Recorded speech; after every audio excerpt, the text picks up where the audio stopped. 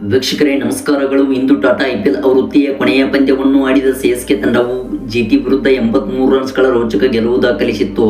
ಇನ್ನು ವೀಕ್ಷಕರೇ, ಈ ಒಂದು ಪಂದ್ಯವು ಮುಗಿದ ಬಳಿಕ ಪೋಸ್ಟ್ ಮ್ಯಾಚ್ ಪ್ರೆಸೆಂಟೇಷನ್ನಲ್ಲಿ ಮಾತನಾಡಿದ MS ಧೋನಿ ಅವರು ಈ ಕಾರಣಕ್ಕಾಗಿ ಜಿಟಿ ವಿರುದ್ಧ ನಾವು ಗೆದ್ದಿದ್ದೇವೆ ಎಂದು ಸ್ಫೋಟಕ ಹೇಳಿಕೆ ಕೊಟ್ಟಿದ್ದಾರೆ.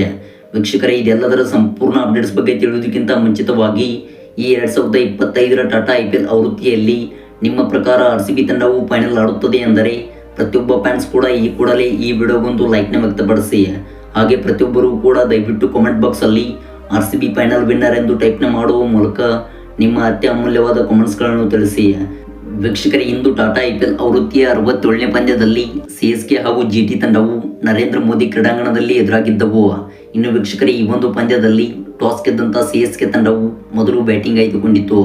ಇತ್ತ ವೀಕ್ಷಕರೇ, ಬ್ಯಾಟ್ ಮಾಡಿದ್ದ CSK ತಂಡವು 230 ರನ್ ಗಳಿಸಿ 5 ವಿಕೆಟ್ ಕಳೆದುಕೊಂಡರೆ ಇದಕ್ಕೆ ತಕ್ಕ ಉತ್ತರವಾಗಿ ಗುಜರಾತ್ ತಂಡವು 18.3 ಓವರ್ಸ್ಗಳಿಗೆ ಸರ್ವಪತನ ಕಂಡಿತು.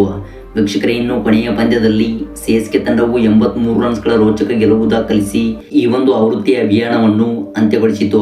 ಇನ್ನು ವೀಕ್ಷಕರೇ, ಅಂಕಪಟ್ಟಿಯಲ್ಲಿ RCB ತಂಡಕ್ಕೆ ದೊಡ್ಡ ಬಂಪರ್ ಲಾಟ್ರಿ ಹೊಡೆಯಿತು.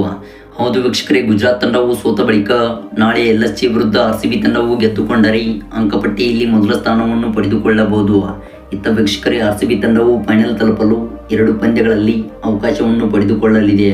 ಇನ್ನು ಪೋಸ್ಟ್ ಮ್ಯಾಚ್ ಪ್ರೆಸೆಂಟೇಷನ್ನಲ್ಲಿ ಮಾತನಾಡಿದ MS ಧೋನಿ ಅವರು ಹೇಳಿದ್ದು, ಸರ್ ನೋಡಿ, ಈ ಒಂದು ಆವೃತ್ತಿಯಲ್ಲಿ ನಾವು ಕೆಲವೊಂದಿಷ್ಟು ಪಂದ್ಯಗಳಲ್ಲಿ ನಮ್ಮ ಸ್ಟ್ರಾಟಜಿಗಳನ್ನು ಕಳೆದುಕೊಂಡಿದ್ದೆವು.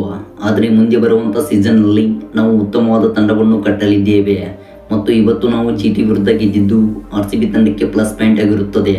ಹೌದು ಸರ್, ನಮ್ಮ ಪ್ರಕಾರ ಈ ವರ್ಷದಲ್ಲಿ RCB ತಂಡವು ಫೈನಲ್ ಗೆಲ್ಲುವಂಥ ಚಾನ್ಸಸ್ ಹೆಚ್ಚಿಗೆ ಇದೆ. ವೀಕ್ಷಕರೇ, ನೋಡಿದಿರಲ್ಲ MS ಧೋನಿ ಅವರು ಪೋಸ್ಟ್ ಮ್ಯಾಚ್ ಪ್ರೆಸೆಂಟೇಷನ್ನಲ್ಲಿ ಹೇಳಿದ್ದು.